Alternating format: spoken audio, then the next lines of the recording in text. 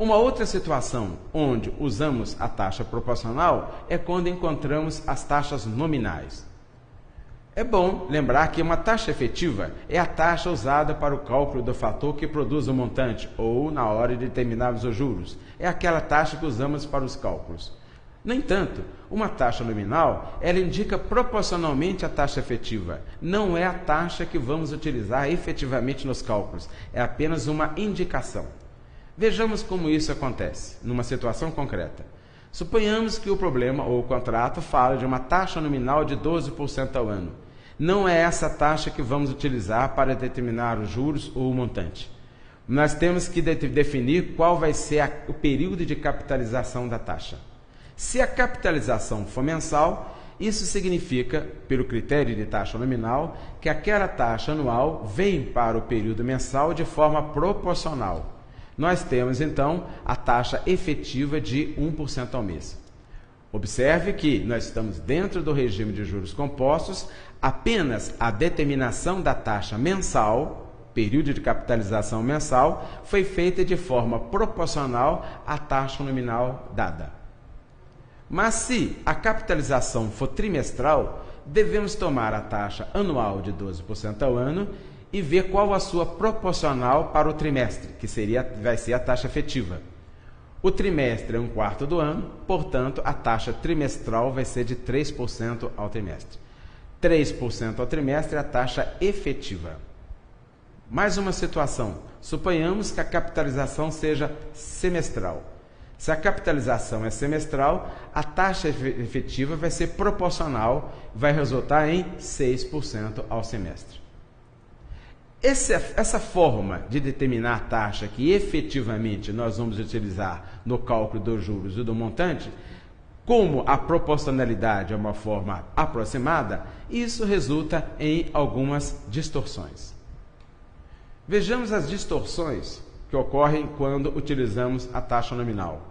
Numa situação concreta, tomamos a taxa nominal de 120% ao ano. Vamos determinar a taxa efetiva nas situações de capitalização semestral, bimestral, mensal e diária. Para determinar a taxa semestral efetiva, simplesmente tomamos a taxa de 120% ao ano e dividimos por 2. Nós temos a taxa efetiva semestral de 20% ao semestre. Portanto, a taxa nominal de 120% ao ano implica na taxa de 60% ao semestre, que não é equivalente. Mas, se voltarmos essa taxa de 60% ao semestre, que efetivamente vai ser utilizada no cálculo dos juros e montante, nós temos 1,60 ao quadrado, que resulta em 2,560, e na taxa anual de 156% ao ano. Portanto, a taxa nominal de 120% ao ano, quando feita dessa forma, resulta na mesma taxa anual de 156% ao ano. Uma situação criada pelo fato de tomarmos os 120% ao ano e levarmos para o semestre de forma proporcional e do semestre para o ano voltarmos de forma exponencial. Vejamos no caso da capitalização bimestral. A capitalização bimestral implica numa taxa efetiva de 20% ao bimestre, proporcional aos 120% ao ano. No entanto, se acumularmos exponencialmente no regime de juros compostos 20% ao bimestre para o ano, nós temos 1,20 elevado à sexta, que resulta no fator 2,986. Esse fator significa a taxa de 198,6% ao ano. Portanto, nesse caso, a distorção se torna maior. A taxa nominal de 120% ao ano efetivamente vai ser substituída pela taxa de 198,6% ao ano. Se a taxa de 120% ao ano nominal for com capitalização mensal, a taxa mensal efetiva vai ser de 10% ao mês.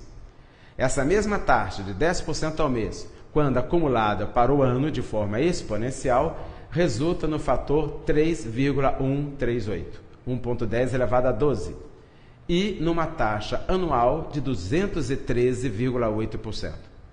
Portanto, novamente, um aumento na distorção causada pelo uso da taxa nominal, o 120% ao ano, que foi apenas uma taxa indicativa para a taxa que efetivamente nós vamos utilizar, e essa taxa efetiva anual será de 213,8% ao ano.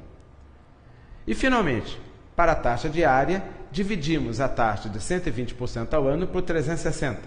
Temos 0,3333, uma dízima periódica, por cento ao dia. Essa mesma taxa acumulada para os 360 dias resulta na taxa anual de 231,3% ao ano. Podemos concluir, portanto, que, na medida que a periodicidade da capitalização, semestral, bimestral, mensal e diária, o período de capitalização vai diminuindo, a distorção causada pela taxa nominal vai aumentando, de 156 até chegar a 231,3% ao ano. Vejamos um exercício. Um banco A cobra a taxa de 240% ao ano. Como não foi especificado que isso aí se trata de uma taxa nominal, então o 240% ao ano já é uma taxa nominal, já é uma taxa efetiva.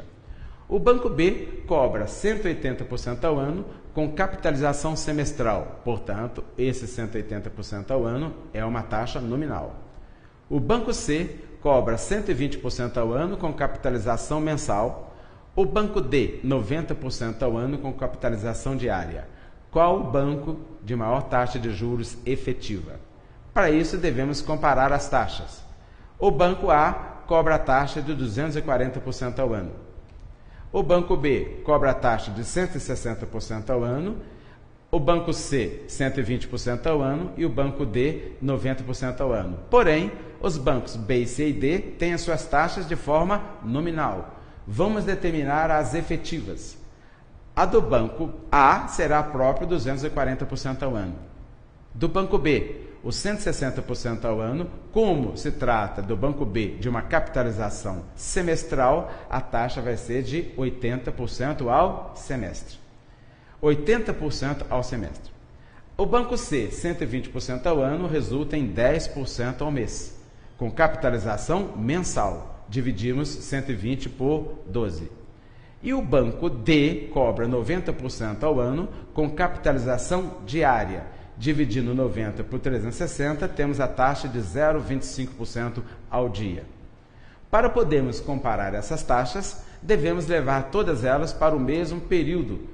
E com isso, vamos determinar a efetiva anual para cada uma delas. 240% ao ano significa 240% ao ano mesmo, já é efetiva.